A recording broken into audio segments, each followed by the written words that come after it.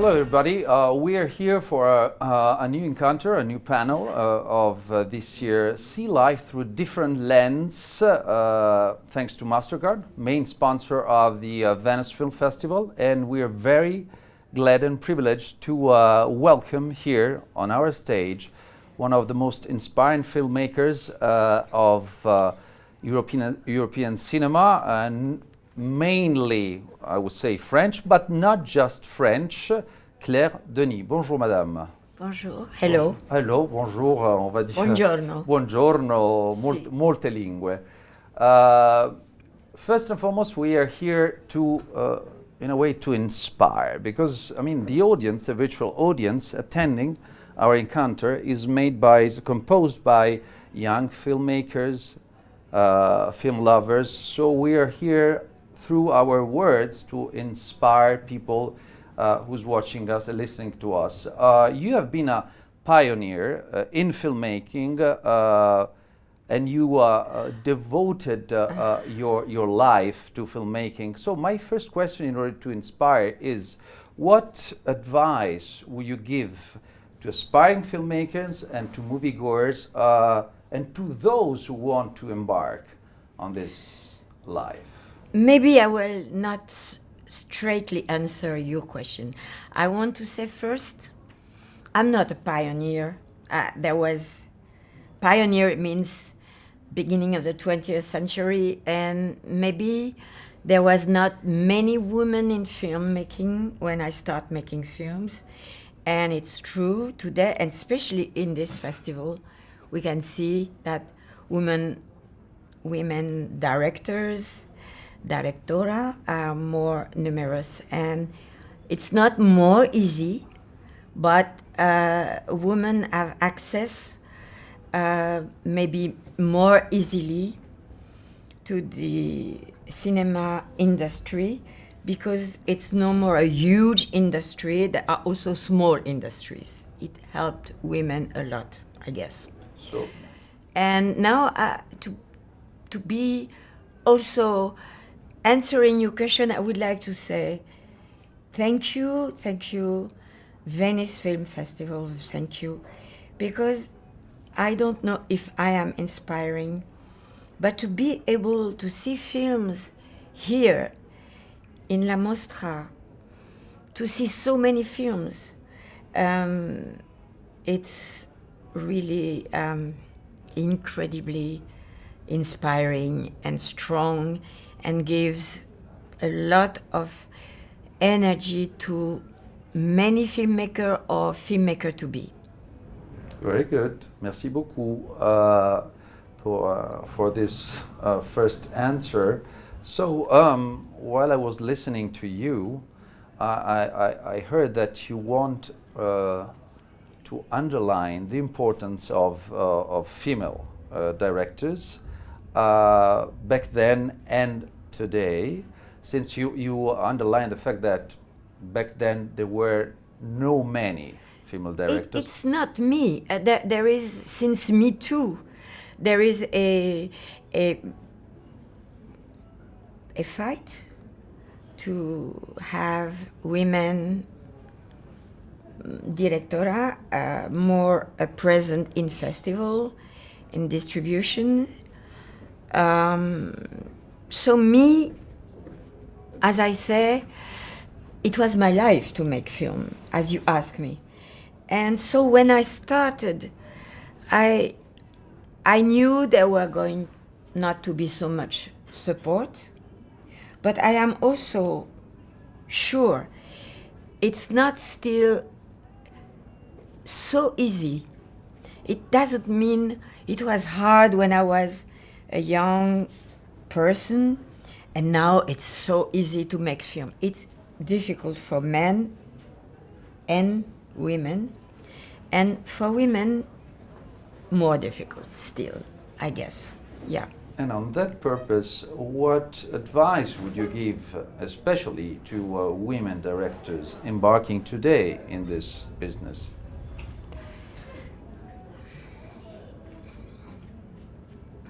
As you say, embarking, I see someone getting on board on a boat crossing the oceans, and I think it's really what you need in your heart if you want to make films.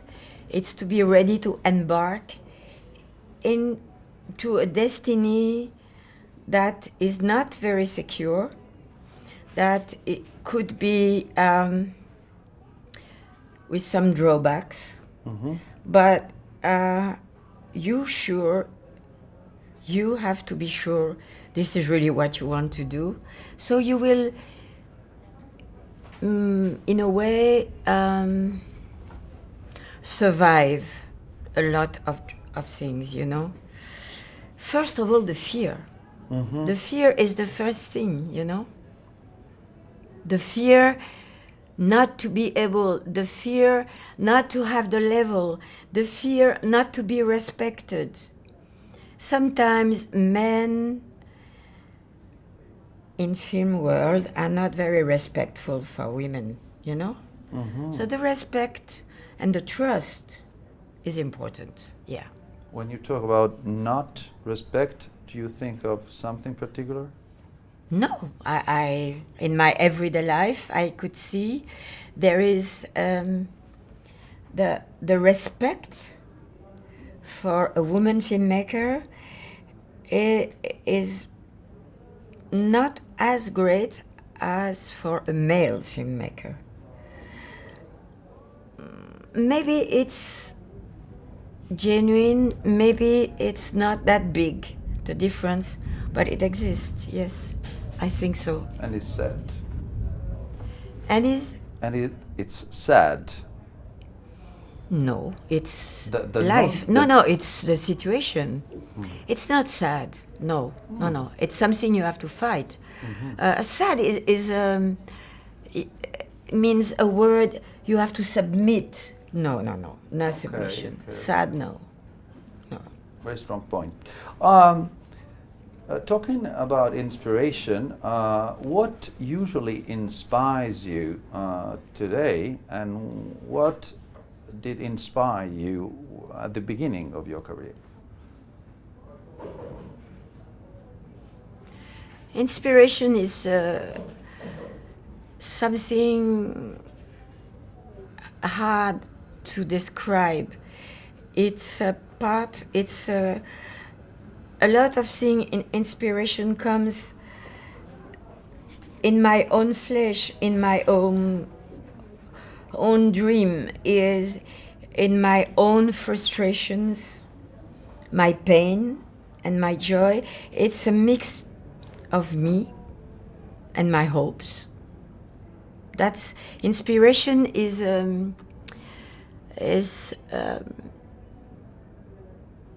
it's something that is supposed to be here at my order. Please answer me, inspiration, but it's not, you know? It's a fugitive thing. It's so nice to listen to this image of the inspiration. It made me think of something that that once David Lynch said about inspiration being like a cloud. It's a cloud, yes. It's a cloud, but it's a cloud not only made of cloud material, it's also made of my fear, of my flesh, of my blood in my vein, a lot of things, you know, and my depressions sometimes, you know. Certes. Of course. Merci beaucoup pour ça. Speaking about collaboration with male directors, I mean, you have been assisted to many important male directors. A few, yeah. A few. One of them that I love so much for his humanity, kindness, and for his voice, which is Wim Wenders. Yeah. What have you learned through collaboration with Wim Wenders? Well, I think the first thing we learn working with Wim is probably something I'm very interested in is trust. And Wim, working with Wim, I met him in Portugal, but we were shooting mostly in Texas and California, and I think the way we were working together was really built upon trust and the belief that a film is something you have to look for. It's not because you have the script in hands or in your bag. It's not because the crew is there and maybe not enough money, but it's to believe a film could happen. That search. That's what I really experienced with Wim. I knew it before, because before Wim I was working with a French director called Jacques Rivette. Le grand Jacques Rivette. Who was already very inspiring. Yeah. In what sense, Jacques Rivette? The same, like the search, you know, and the trust, of course. The film like an happening, something that happens, not... It has to happen. We know it costs money. It has to happen, but it's not, there is no security. It's not sure. Every day, every morning, every night, there is a search for the right film, I guess. Yeah. That's what I like in those directors. Molto bello. Were you ever given a piece of advice that you kept in your heart, in your eyes, in your ears, and that you are still leaning on today?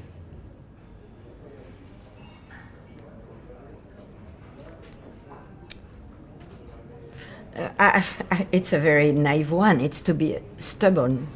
Stubborn. That's the only thing I know.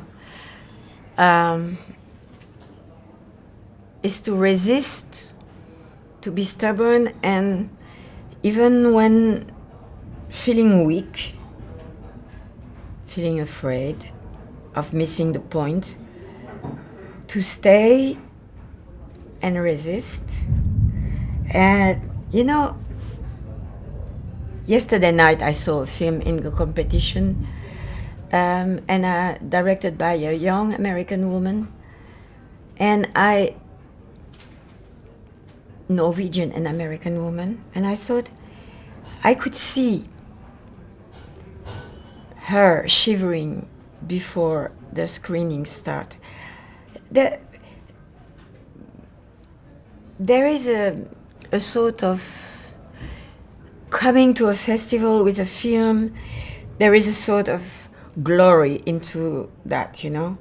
You're showing your film. But that glory is built of million doubt, fear, and fragility, you know. And that's where it's a fight, I think, yeah. It's very interesting, Mrs. Denis, because through your words, the work of a director, which sometimes is renamed in English as the helmer, yeah, looks like a navigation.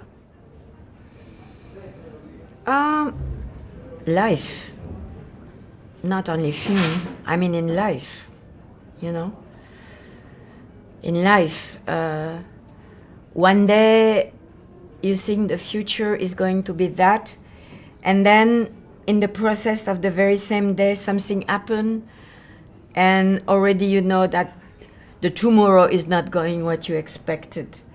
So I think, yes, to be accepting that navigation is also to be fluid. Because we are fluid, we are made of water. But sometimes the fluidity is not an easy thing. Stubbornness is one thing, and fluidity it's another exercise. It's to be able to be stubborn and yet navigate. Yeah. Molto, molto bello. To be brave. To be brave. Very sure. Brave, which it's the same sound of bravo. Brave, bravo. It's No, the it's same different. sound of brava. Bravo, it's different. Brava, yes. Why it's different? Because Bravo is clap your hand. Una donna brava? una donna brava, It's, sì, sì, una donna it's brava. different, yeah. Un uomo bravo, una donna brava. Ah, sì. Un uomo bravo, una donna Sì. brava. Però sono una donna. Certo, sei una donna, lei è una donna. You were mentioning the screening which you attended last night here at the festival, and I was wondering, what is your most favorite way to watch movies? We now In have theater. Obviously. Obviously, with people, yeah. Not alone in my bedroom. No, on a small screen or even big screen. Alone, no. It's great to be together, yeah. Because there is a theater is very emotional.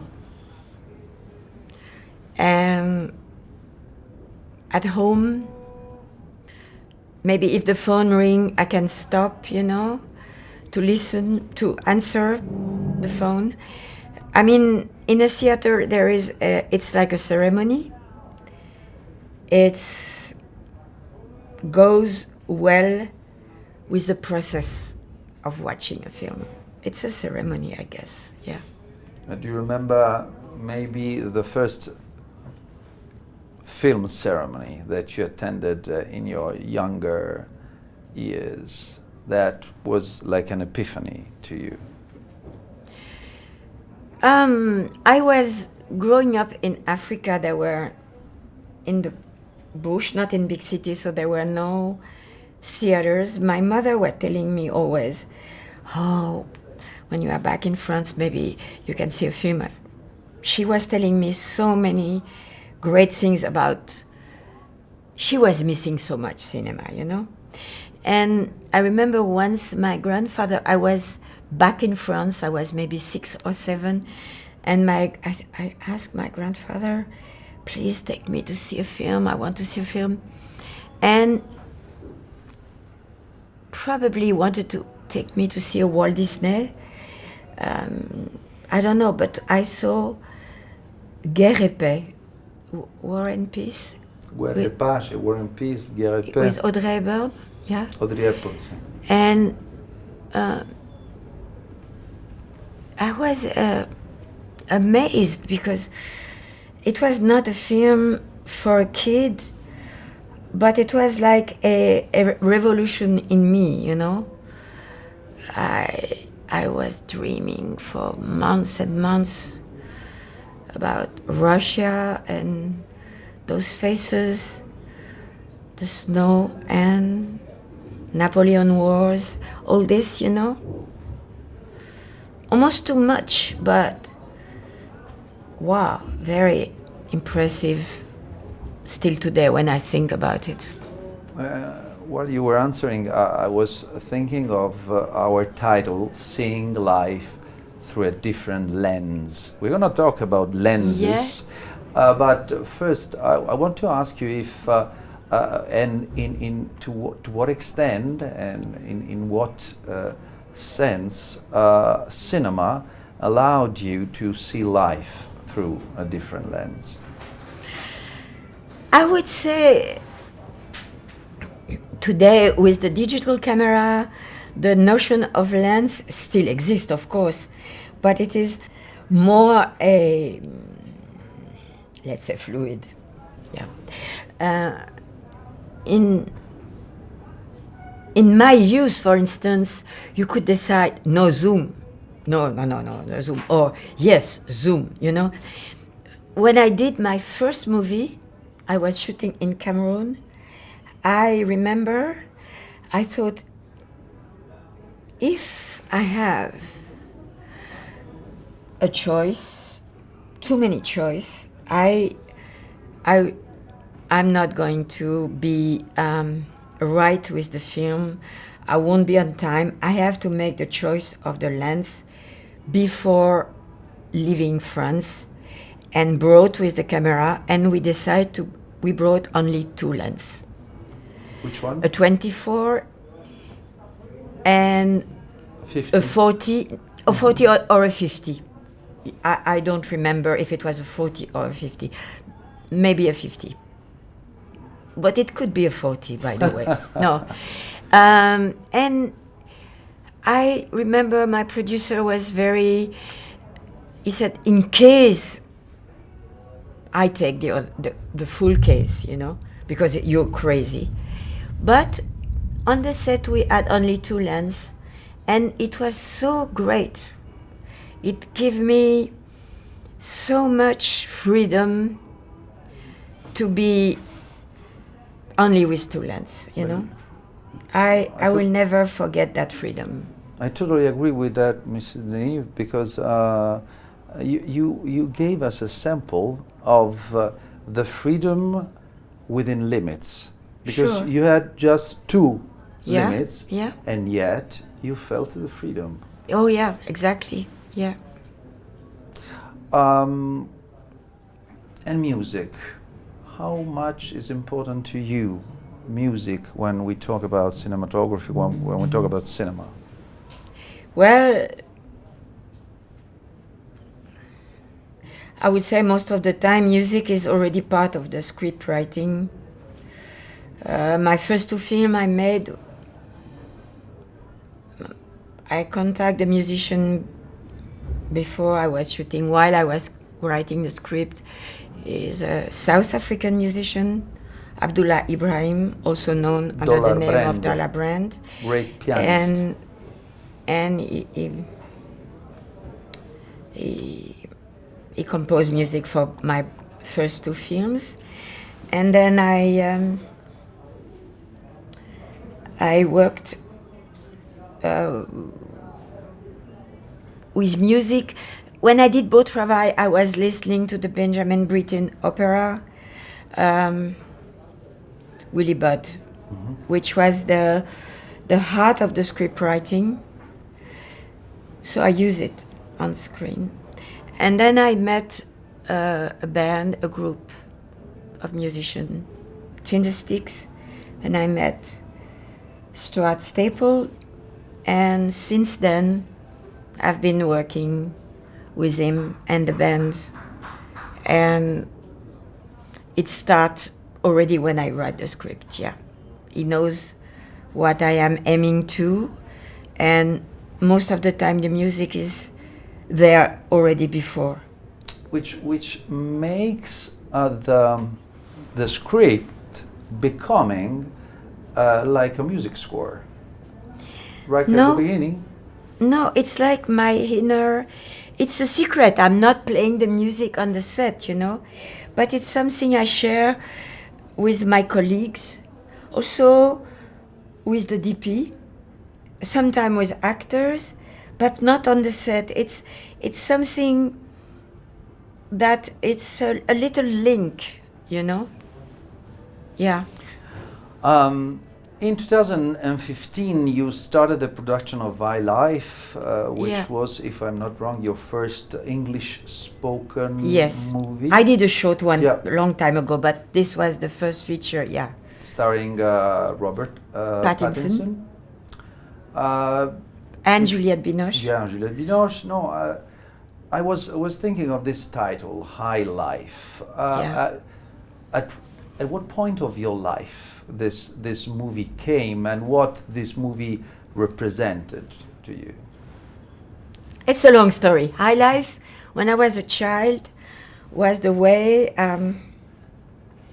English-speaking African people would call their music a little bit like jazz, they will call it high life, which means that's the music when we want to have a high life, La pêche, comme on dit en français. No, high life is it's to live like the white people, but with a sort of irony, you know. Mm-hmm. It was a little bit to mock Okay. the white people. Okay. And I thought, okay, and I loved that title.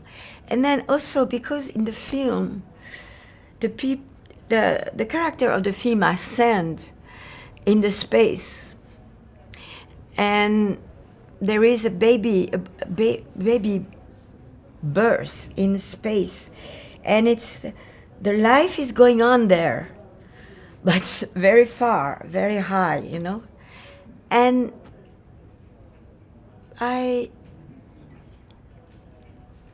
to be honest, I like very much high life because although those characters were prisoners, you could say it's a low life, but me, my main fear is low life.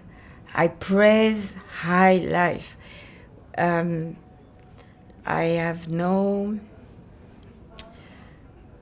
I can't stand depreciation of life. Life has to be high, not low. Yeah. Another key word of our encounters are contactless connections.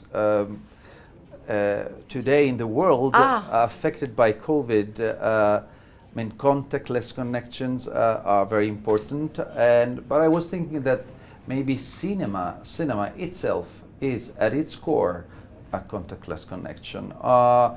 What do you think about... In filmmaking, there is so much contact, even without touching, you know.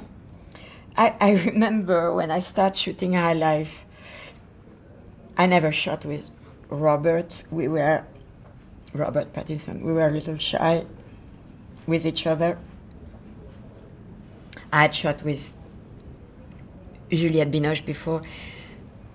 So I told Robert, first thing I told him, I said, Robert, I have to tell you,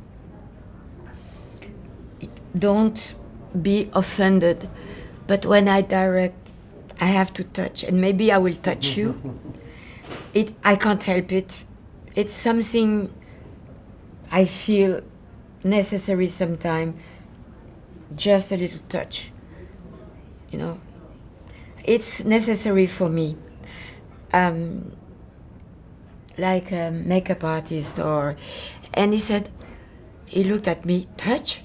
And I said, yes, and he was surprised. But then he understood after what I meant.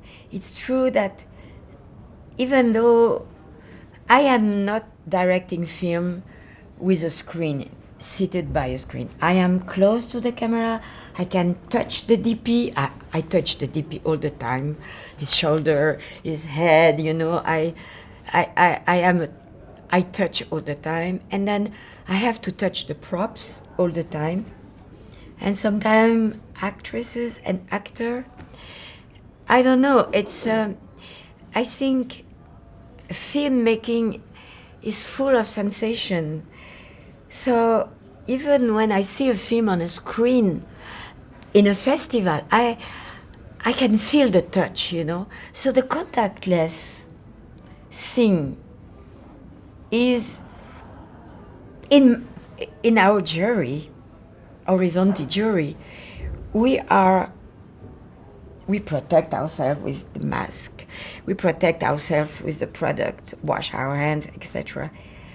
But we are in full contact, I have to say, completely, yeah. Bellissimo, bellissimo. And last question of this part of the interview is, speaking of connections, what are your connections with this place, with Venice, yeah, and with Italy in general? I think we are lucky European people to have Italy part of Europe. Without Italy, I think Europe will be a dead body for me. Huh? It's very important.